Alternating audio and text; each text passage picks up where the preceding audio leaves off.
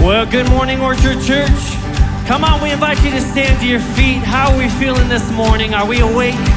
I hope we're ready to give God praise. He is a good God. Come on, let's clap our hands this morning. Sing loud with us. I believe that the future is brighter. I believe in His promise for me. I believe that He's working and He's not dying. The best is yet to come. I know He makes the anxious courageous. I know He makes the doubters believe. I know He won't stop working 'cause He's not done. The best is yet to come. And I've got this hope in my soul. I know You won't let me go. Lord, I believe with Your life in me, I've just begun. The best is yet to come. Come on, let's get our hands together. I believe that He gives second chances.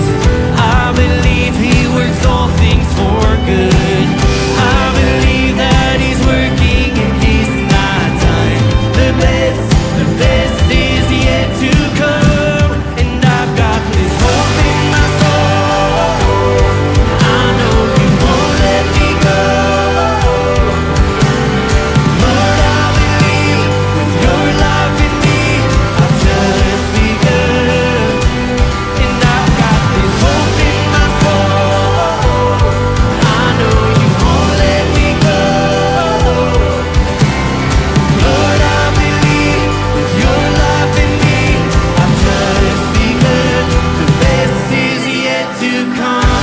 Come on, church, I need your help on this next part. Let's sing this out. I've got my hopes high. You make my hopes rise. I've got my hopes high. You hold my whole life. I've got my hopes high. You make my hopes rise. I've got my hopes high. You hold, we shout it out. And I've got my hopes high. You make my hopes rise. I've got my hopes high. You hold my whole life. I've got my hopes high. You make my hopes rise. I've got my hopes high. You hold my whole life. I've got this hope in my soul. I know You won't let me go. Lord, I believe with Your life in me, I've just begun. And I've got this hope in my soul. I know You won't let me go. Lord, I believe with Your life in me, I've just begun. Come on, just the voices. I've got this hope in my soul. I know You won't let me go. Lord, I believe with Your life in me, I've just begun. The best is yet to come. Come on, we give Him a shout of praise this morning. Yes. Hey, I want to welcome all of you to Orchard.Church today. I want to welcome those that are joining us online. My name is Doug. I have the privilege of being the lead and founding pastor here at Orchard.Church. And we especially want to welcome you if it is your first time. Can we give it up for our first time guest, Orchard? So great to have you joining us today. We truly believe and hope and pray this will be the best hour of your week, and it can also be the best hour of your kids' week. We have kids' classes that kids love here at Orchard.Church. They are safe, they're secure, they're fun, and check this out, parents, it's free. It's free. Free childcare, you can't beat that. And so it's not too late. If you want to go out into the lobby, head to the right, you can still get your kids checked in. They're gonna have a great time. Listen, kids are always welcome in here, but if your kids have not experienced our incredible OC Kids Ministry, they're missing out. Once they go one time, they're gonna beg you to keep bringing them back every time. It is so awesome.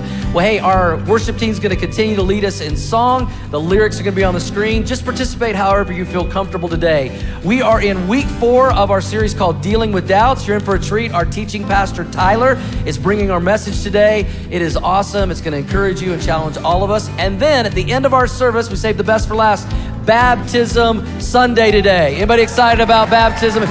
It's gonna be awesome. All together, we're gonna be here about an hour. Welcome to Orchard.Church. It's gonna be a great day.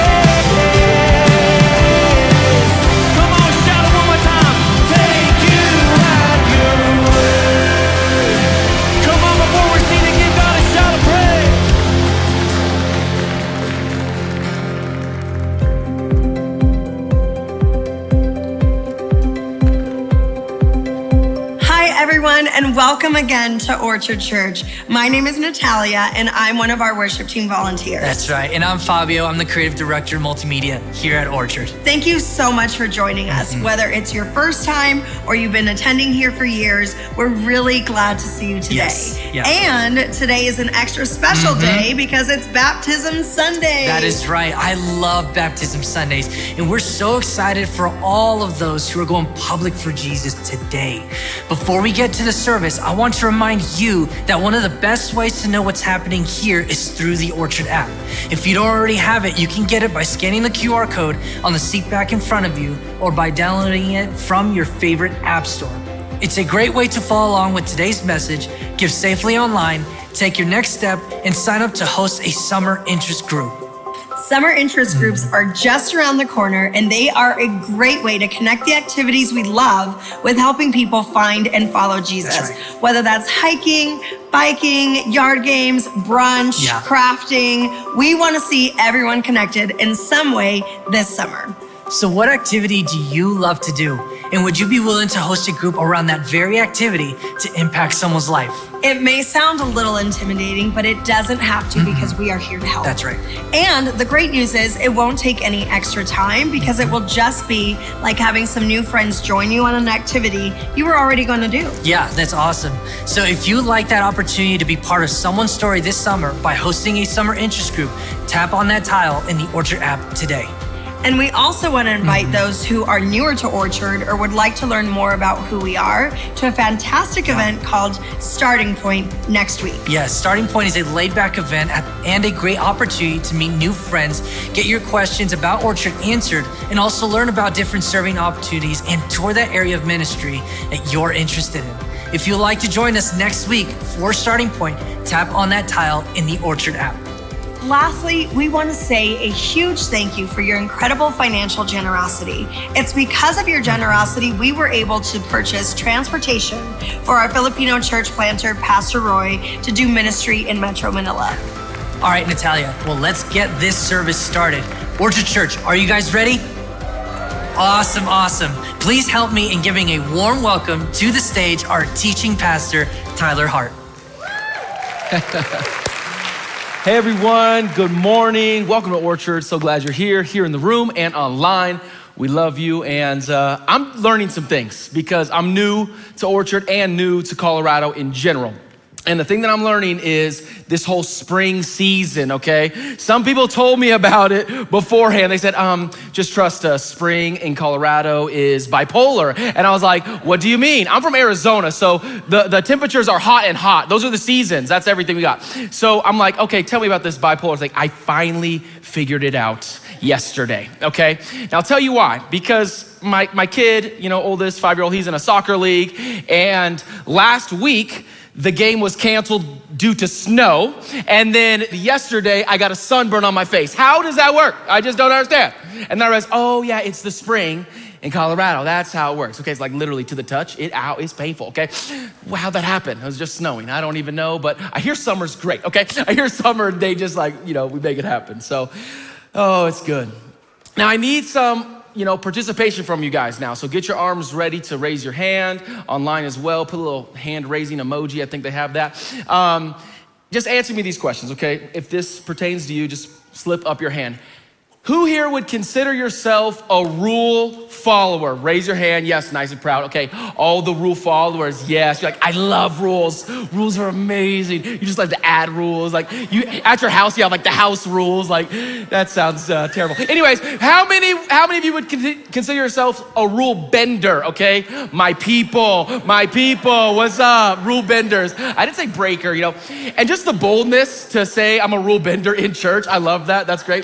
And so, yeah, I'm definitely a rule bender. But would you know, believe it or not, about 100% of these two different types of people end up marrying each other, okay? Yes, okay? You never have two rule followers together. That's boring. And you do not want two rule breakers together because you'll end up in jail. So it's great when, it takes two different, opposites attract, and so it keeps things nice and spicy. So without a doubt, my wife and I are we're the statistic on that. I'm the rule bender, she's the rule follower. She's like a crazy rule follower, okay? She's over there, so I'm not like making eye contact. But she's amazing. Like we've been in the middle of the night, we've been in an empty parking lot and literally no cars whatsoever. If there is a painted arrow going this way, she will not drive the other way. I'm like, babe, there's no one around. She goes, I will not break a rule. I go, okay, girl, okay, fine.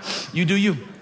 But she actually, at one point in her life, she was a manager at Chase Bank, and she loved that because she got to set all the rules and hold people accountable and, dot all those I's, cross all those T's. She was like, this is it. And she came home from work one day and she goes, babe, today was so fun. I'm like, you work at a bank. What do you mean? And so she said, I got to do this training with everyone, something that we've been doing for years, and we were holding people accountable to it, is counterfeit bills. Now, I don't know if you know this, but in banks, it seems like a dumb idea, but people try to bring in counterfeit money all the time to banks. And what the bank does, how they train their tellers and other people there that work at the bank, what they do is they do not train them on all the different types of counterfeit bills, because there's so many different types. They don't train them on those, no.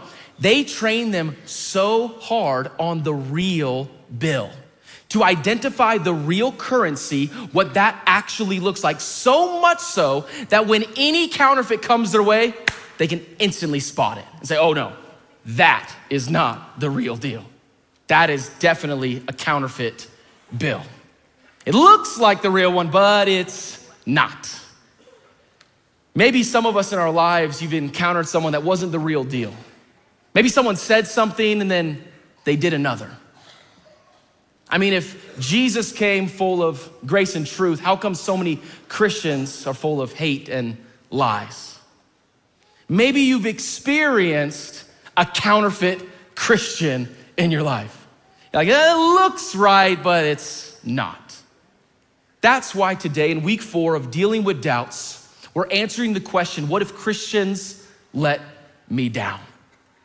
What if Christians let me down? And this is a big topic. It can be a heavy topic, if you will. This is a quote from Brennan Manning and a very famous author. It says this: the single greatest cause of atheism in the world today is Christians who acknowledge Jesus with their lips, then walk out the door and deny him by their lifestyle. This is what an unbelieving world simply finds unbelievable.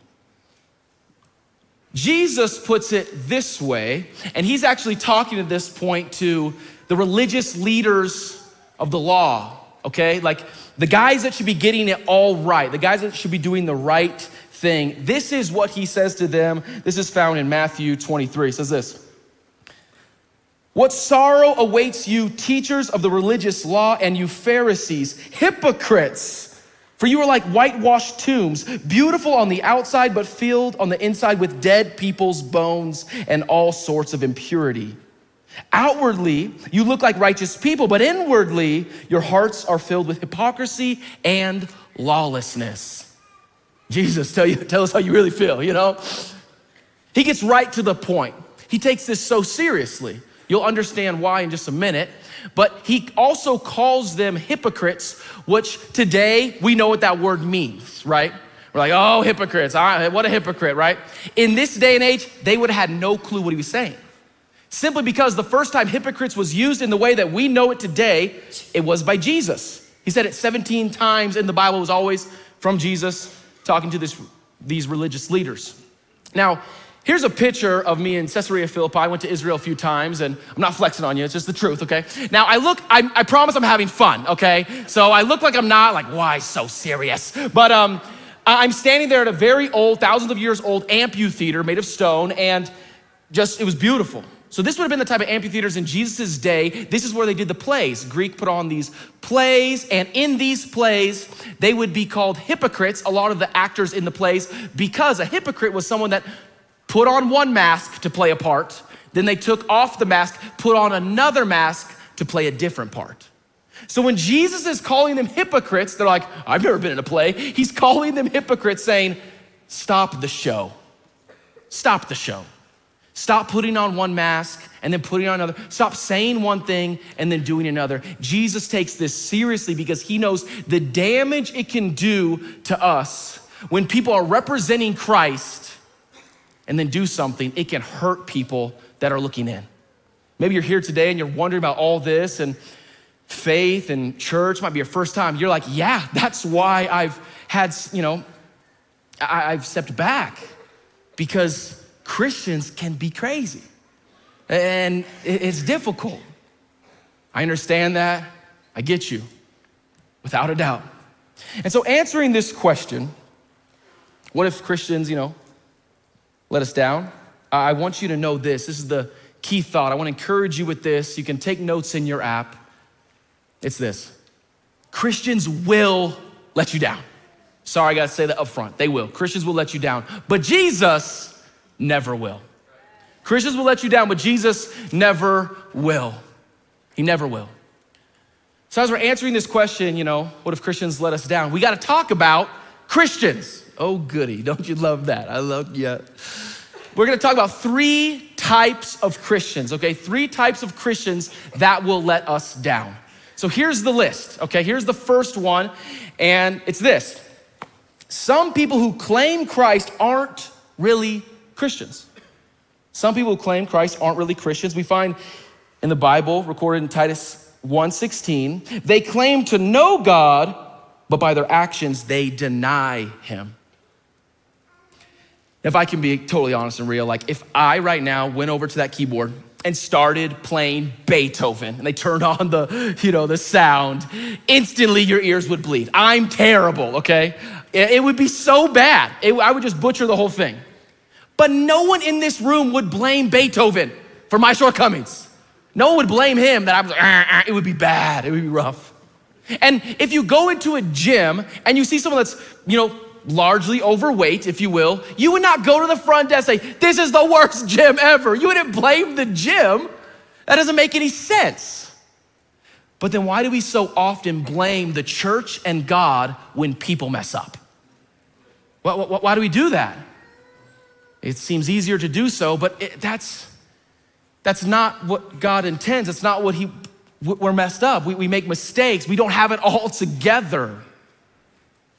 Now, the second type of Christian that will let us down is this. Some Christians, some are Christians, but they're just not mature yet. Some are Christians, but they're not yet mature yet. Hebrews 5:13-14 says this: for someone who lives on milk is still an infant and doesn't know how to do what is right. Solid food is for those who are mature, who through training have the skill to recognize the difference between right and wrong. Maybe you've heard of the frontal lobe, okay? There's this maturing process that takes place in our brain, okay? Like decision-making, cognitive reasoning, all of that. That doesn't get fully matured until you're in your 20s. I can't believe we go to school all before that, That's wild. And then every parent with a teenager's like, yeah, that ain't gonna get developed ever. I mean, trust me, one day it's coming, I hope. That's my prayer for you, okay? But the frontal lobe, as it's getting developed, I feel like sometimes with us, there's a Christian frontal lobe and it's not yet developed. We're still learning, we're still growing, it's being developed. It takes time. Pastor Doug's been saying throughout this series that our faith, it's a journey, not a destination. We're all on this journey. It's a process, ongoing. There's no arrival date, I've arrived, I have my badge, I am the perfect Christian. Way to go, good for you. I don't know about you, but I'm still learning and growing and developing. And I try to show the same grace to those people as God has shown me, because we're still growing in all of this. So some are Christians, but they just aren't mature yet. Now, without a doubt, this third one is the one that hits closest to home. This third type of Christian that lets us down are mature Christians who still hurt us. Some are mature Christians, fully developed, they've been growing, but yet they still hurt us. These ones are so painful because we believe they should have known better. Come on. You have this figured out. How can you still be acting this way? How can in the name of God you do such things?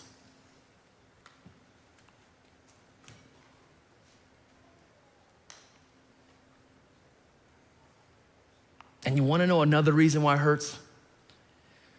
Because we put them in a place, a pedestal, if you will. We put them on this pedestal and we look at them and we look to them and they're so amazing, they're so awesome. We honor them and we respect them, and then they fall. They do something wrong. And that fall is long and that hit is hard, and it's difficult to pick up those pieces. And then it affects us in a way because we put our faith and our hope in a person rather than Jesus. So when they fall, we then connect it to Jesus. And so we say, I'm done, I'm out. I can't do this anymore. My doubt, see, look at that. I was down for this reason. Look at that person, they fell. I gotta go. And I've seen this happen many times. But friends, can I encourage us today? If you're gonna put anyone on the pedestal, if you're gonna look to anyone, if you're gonna put your faith and trust and hope in anyone, it's gotta be Jesus. It can't be people. It has to be Jesus. It's Jesus. Because guess what? He doesn't fall. He doesn't mess up. He is perfect. He's always there for us. It's Jesus. He can handle that height. He can handle being on a pedestal. And what's funny is Jesus doesn't even like to be up there. He likes to be with us and likes to make himself be among us. That's who he is. That's our God. But so often we want to put a person up there and we want to put expectations on them and we want to put so much on them that when they fall, we say, see, look, they're all messed up. How can this really be real? Christians will let you down, but Jesus never will. I was reminded of the hurt that someone can experience long ago in the church, of someone truly feeling like they were let down. It was my second job. First job, I worked at a grocery store, I'm pushing carts, clean up on aisle 5, that's me. I was the bag boy. Back when bags were free, y'all. Back when they were free, what a simpler time. It was beautiful. Here's your bag, take 50. Anyways, they used to put my toothpaste in a bag? Yeah, absolutely. So I worked that job and I did, decent at it. You gotta do what you gotta do. I had to make money. My parents had this crazy rule that I had to pay for the gas in my car. Who would have thought? Who would have thought, man? But gas was less expensive, I guess. So my second job, my mom, she's so sweet, but she had no idea how I got this job. I was the church janitor, okay? Like I had to clean up the whole church. It was a very large church we grew up in, and it was back in like the late 90s, early 2000s, so there was carpet everywhere, and it was like purple. And so I was a lot to clean, and I couldn't clean up my own room, but yet I get this job. I think my dad was on the board, and that he talked to someone, and I got in. So my first day on the job, I'm the apprentice, because the head janitor that had been there for 25 years was in charge. Everything you're visualizing right now with what he looked like, that's exactly what he looked like, okay? I mean, he had the big old loop with like 97 keys, just jingling, okay? He had a beard that was just huge and had stuff stuck in it from months past. I mean, this guy, he was a rough dude, okay? You could tell he had seen some things, okay? He had seen some things. I'm just saying, the women's restrooms at churches, I don't want to talk about it, but it's a thing. But anyways, everyone's like, oh no, they know our secret. But it was rough. I mean, I think he spent time in the war. This guy was literally a rough dude. But this was my teacher. This was the one that was gonna teach me how to, obviously, clean the church. And he never taught me how to clean the church. All he wanted to do was talk to me about how terrible this place can be. That's how we talk. I was like, oh, hi, thanks. I call him the jaded janitor, okay? The jaded janitor.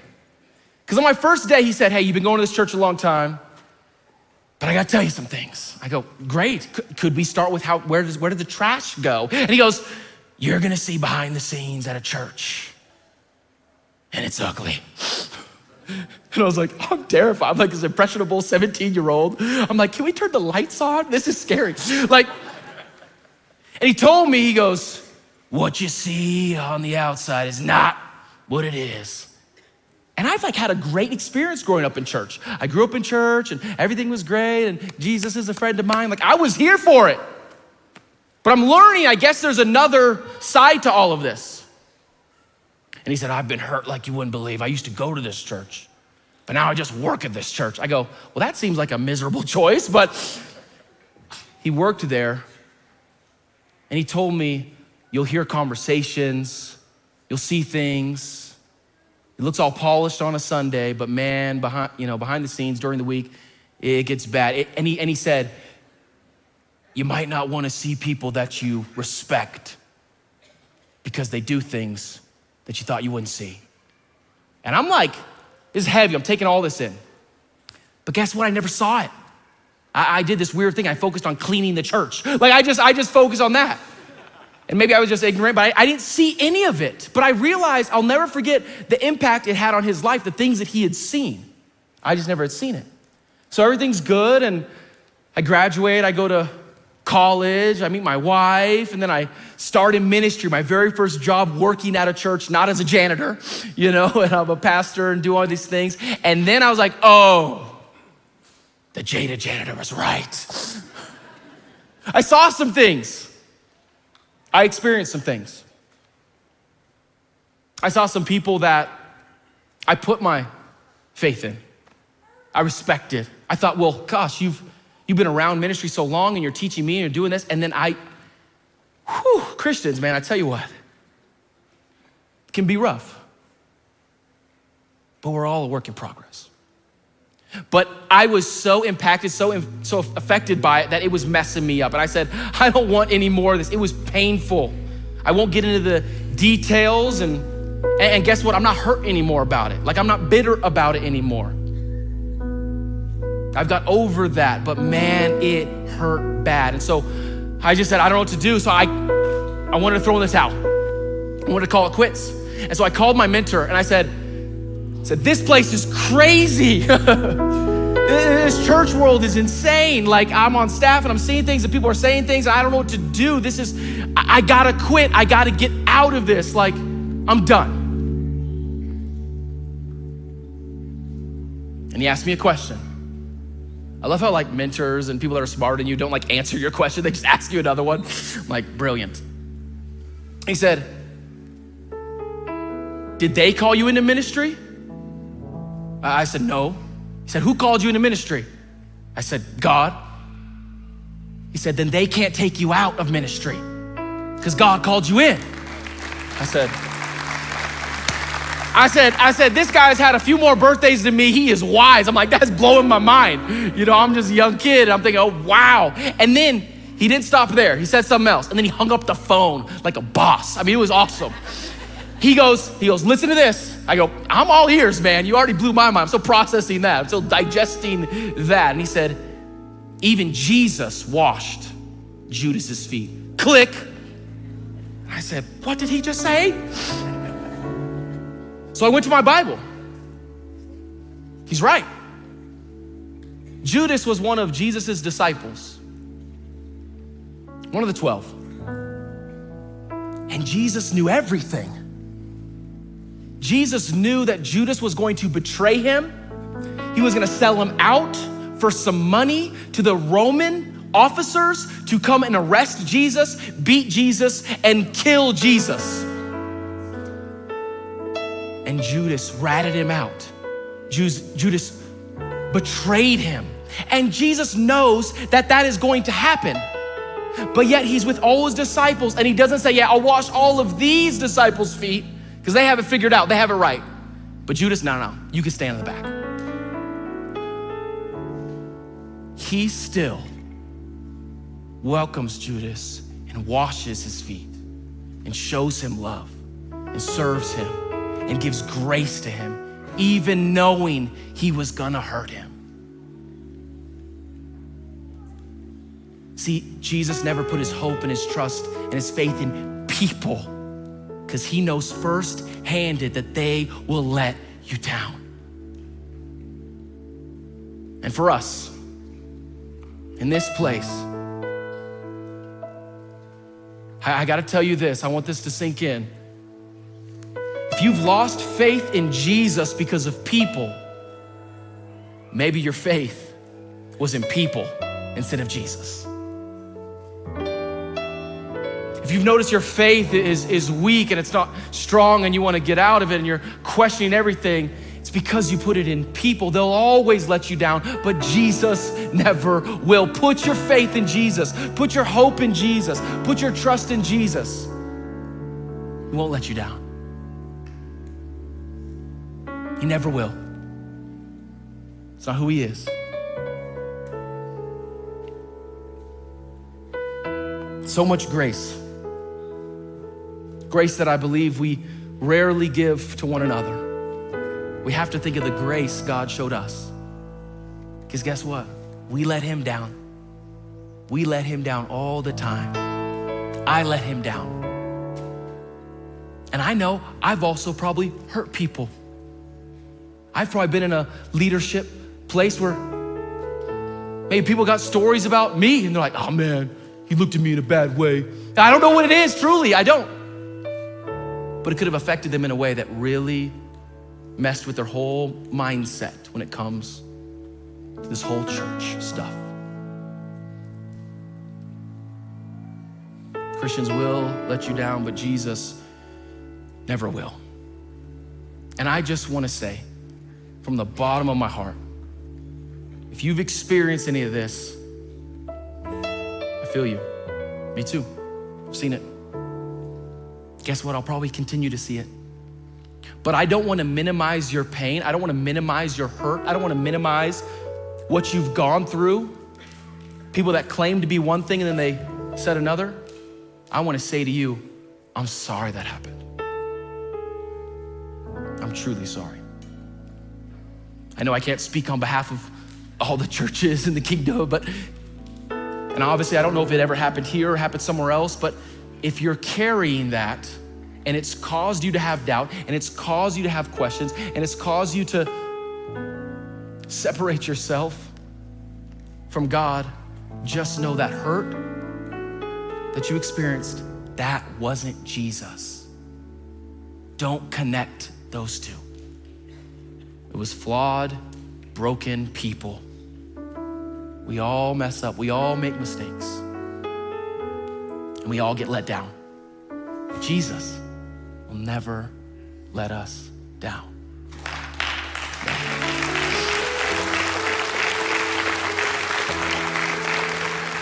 In an attitude of prayer, could you just close your eyes and bow your heads? Oh God, we love you. God, it's hard sometimes, it's difficult sometimes because we just don't get it right often.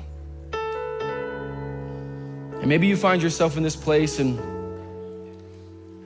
you'd say, yeah, that's me. I've put my faith into people too much. I've been hurt by people because I put my faith into them too much.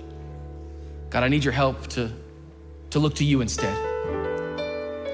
Maybe you consider yourself a Christian and you say, yeah, that's me. I consider myself a follower of Jesus, but yet I've put my eyes on something else.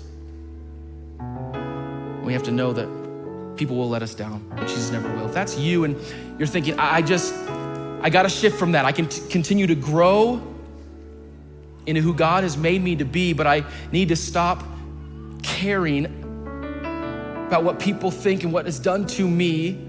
I gotta look to Jesus, because he'll never let me down. If that's you, please just slip up your hand nice and high so I know who I'm praying for, looking for. A lot of hands, that's amazing. Yeah, me too. There's been times in my life, seasons in my life where I said, God, help me just focus on you instead of others. And then for some of us in this room,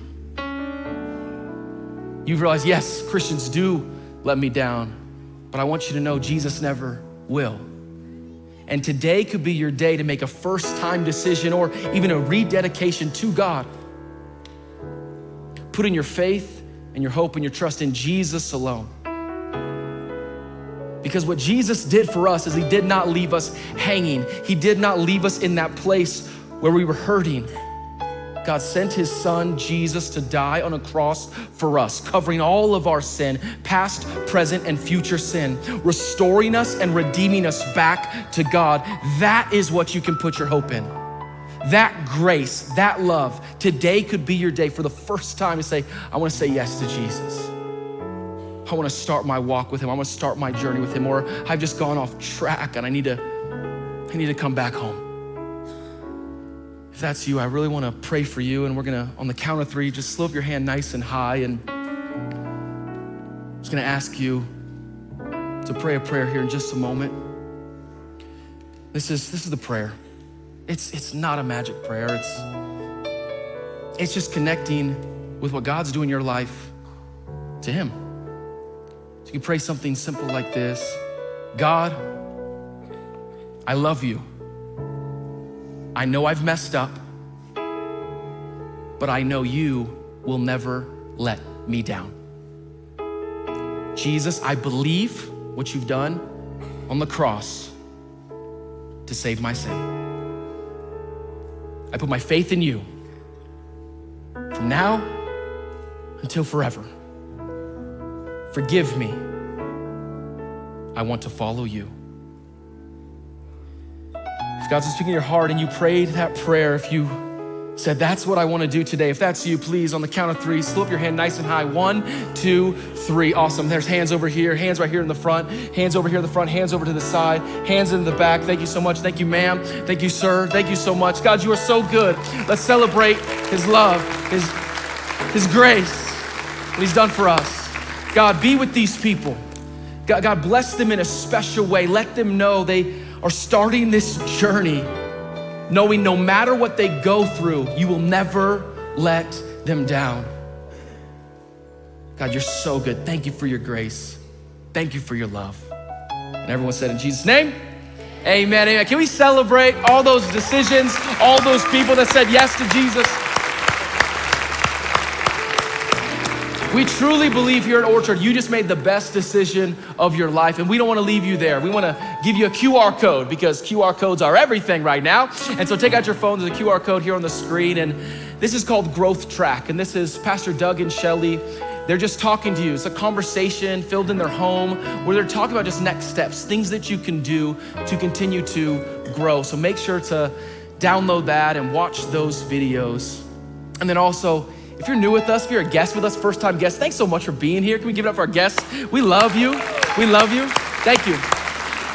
And we just want to say hi to you. We're going to shake your hand, give you a hug if it's not weird. And go to New Here, Start Here, okay? Go to New Here, Start Here. You'll get a gift. And we just want to say thank you so much for joining us today. And then also, if you're new with us and maybe you haven't met Pastor Doug or Shelly, we're gonna be hanging out in the Next Steps corner, which is in the lobby, and we'd love to meet you, say hi to you. I'll be there as well with my wife, who's always right and amazing and perfect. So we'll be over there, and so we'd love to just say hi and welcome you here to Orchard. And next week, you don't wanna miss next week. Gotta tell you about next week. It's week 5 of our Dealing with Doubts series. And it's answering that question, what if I ever feel abandoned by God? What if I feel abandoned by God? Maybe you've experienced that. Maybe someone else that you know has experienced that. So come to church next week. Pastor Doug's gonna be bringing the message. Invite your +1 to be with you. It's going to be amazing. But wait, there's more. We're not done yet, okay? It's like a bad infomercial. You gotta love it. We have baptism today. It's Baptism Sunday, okay? We're so excited about that. And so we're gonna be doing just that. We're gonna be having baptisms, and they're gonna be in the lobby, and we're so excited about it. So we're not just wearing these shirts for kicks, okay? So I'm actually gonna turn this over for the next steps. It's gonna go to Pastor Doug. He is gonna be live in the lobby. Check this out. Hey, thank you so much, Tyler. We are so excited for all those that are going public with their faith in believers' baptism today. Before we dismiss everyone, let me give you a couple of instructions. First of all, we want to be reminded of what the Bible tells us that baptism is all about. Baptism is an outward display of our inward faith. I like to call baptism the wedding ring of the Christian life.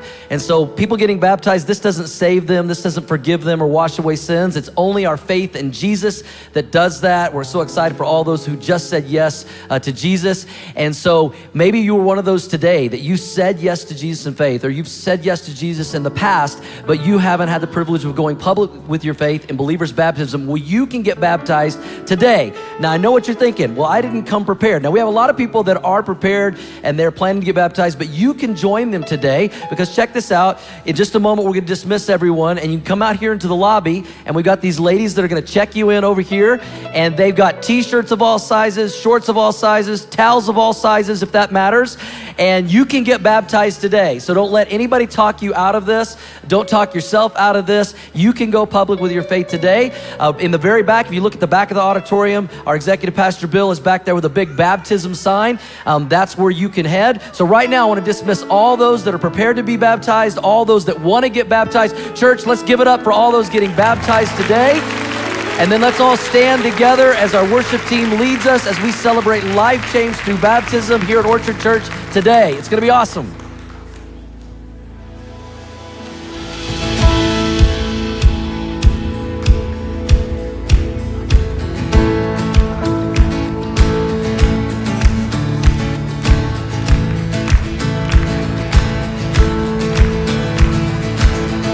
I saw Satan fall like lightning. I saw darkness run for cover, but the miracle that I just can't get over, my name is registered in heaven. We sing, I believe. I believe in signs and wonders. I have resurrection power, but the miracle that I just can't get over, my name registered in heaven. Oh, my praise belongs to you forever. We sing, this is my testimony, from death to life, 'cause grace rewrote my story. I'll testify, by Jesus Christ the righteous, I'm justified. This is my testimony, this is my testimony.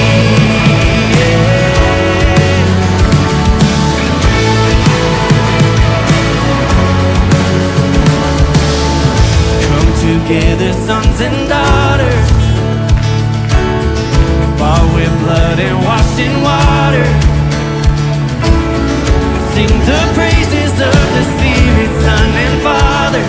Our God will finish what He started. Yes, our God will finish what He started.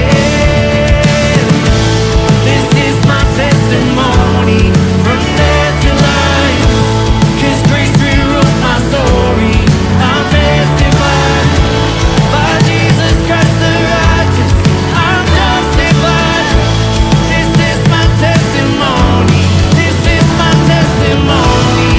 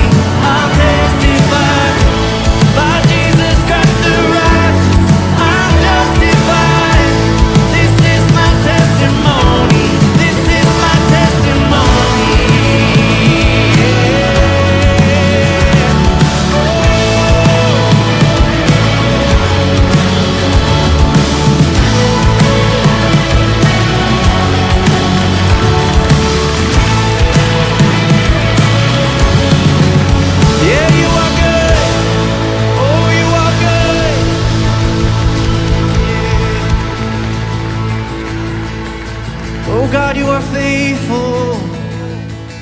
This is my testimony. You are good.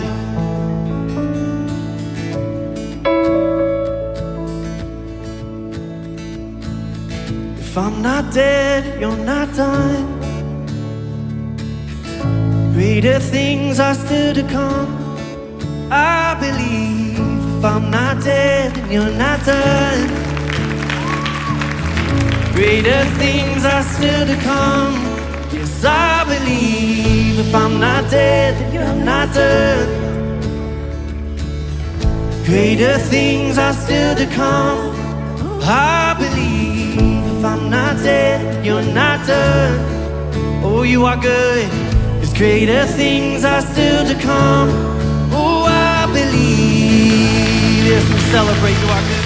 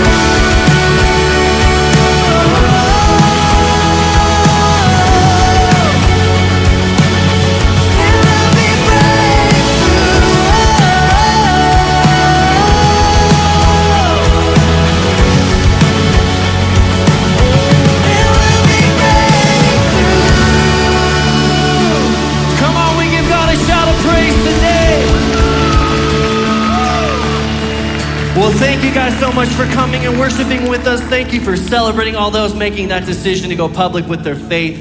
We love you guys. We want to see you back next week.